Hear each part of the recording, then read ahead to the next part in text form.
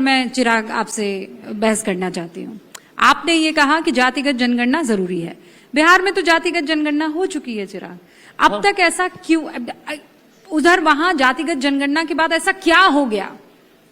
क्या ऐसा बदलाव आ गया? कौन सा बिहार जो है बर्मिंघम बन गया कि आपको लगता है जातिगत जनगणना होनी चाहिए?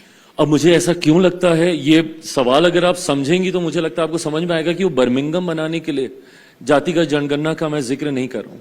मैं जिक्र इसलिए कर रहा हूं ताकि ये जानकारी, ये आंकड़े कम से कम उन सरकारों के पास तो हों जो सरकारें उन जातियों को मुख्य धारा में सोचने की सोच के साथ नीतियां तैयार करती हैं।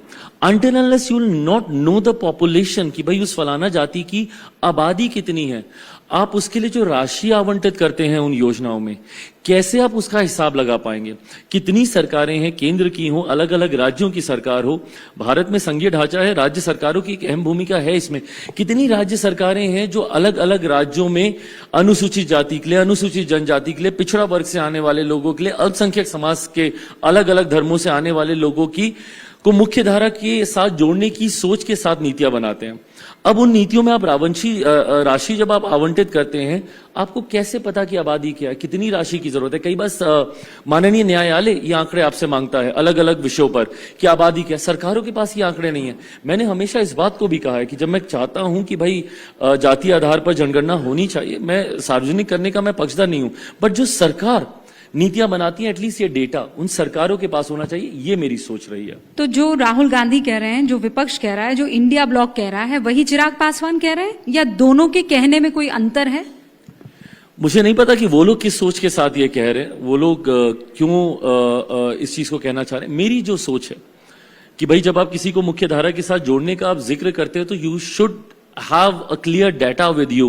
आपको पता होना चाहिए कि वो आबादी कितनी है, क्या हालात हैं उनके, कौन सी आबादी ज्यादा, उस जमात की कौन सी जाति ज्यादा बुरे हाल में है, उनके कारण क्या है, ये तमाम जानकारी आपके पास होनी चाहिए। आपको लगता है कि ये जो जातिगत जनगणना वाला मामला है, ये सरकार को कमजोर कर सकता है?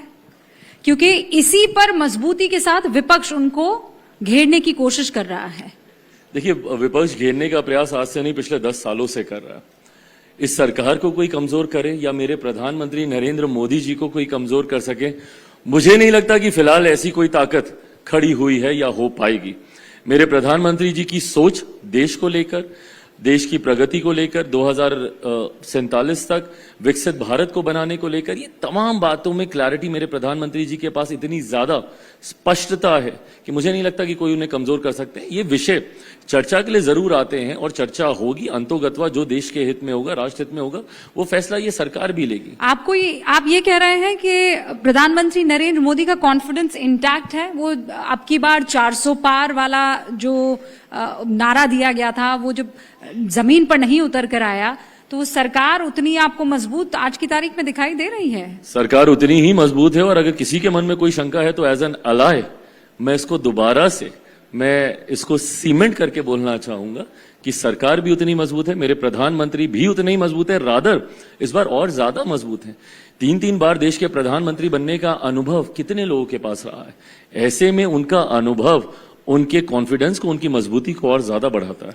लेकिन इस बार तो 2 साथी जो हैं वो बिहार से हैं। बिहार के चुनाव जो है वो बस दहलीज पर है। तो चिराग पासवान क्या करेंगे? हनुमान की तरह इस बार चुनाव लड़ेंगे, या फिर अब आपने अपना रास्ता तय कर लिया है कि आप एकला चलेंगे? एकला क्यों चलूंगा? केंद्र सरकार का हिस्सा हूं, एनडीए गठबंधन का मजबूत हिस्सा हूं, और उम्मीद ही नहीं पूरा विश्वास है कि एनडीए 2020 विधानसभा के चुनाव में मजबूती से, एकजुटता के साथ न सिर्फ चुनाव लड़ेगा बल्कि जीतेगा भी। Now why do I have this confidence? Before you ask me I will answer that. 2024 के भी परिणाम देख लीजिए।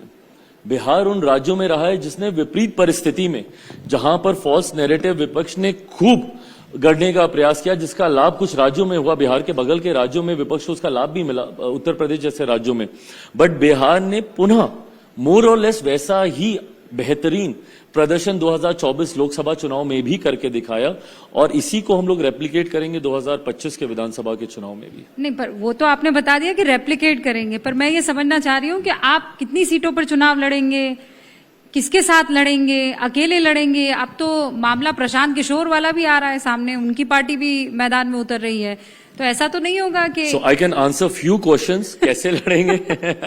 एनडीए गठबंधन के साथ लड़ूंगा। कितनी सीटों पे लड़ूंगा, ये गठबंधन धर्म की मर्यादा को तोड़ना होगा अगर मैं कोई संख्या आज सार्वजनिक मंच पे साझा करूं और गठबंधन के भीतर उसके बाद उसकी चर्चा करूं। मुझे लगता है गठबंधन की मर्यादा कहती है कि पहले ये तमाम चर्चाएं गठबंधन के भीतर होनी चाहिए और उसके बाद ये संख्या, सीटों का चयन, ये तमाम बातें साझा की जाएंगी। नहीं, क्योंकि 19 में आप साथ थे एनडीए के, लेकिन चुनाव आप अलग लड़े थे 2020 का, है ना, तो वो ट्रैक रिकॉर्ड तो बताता है।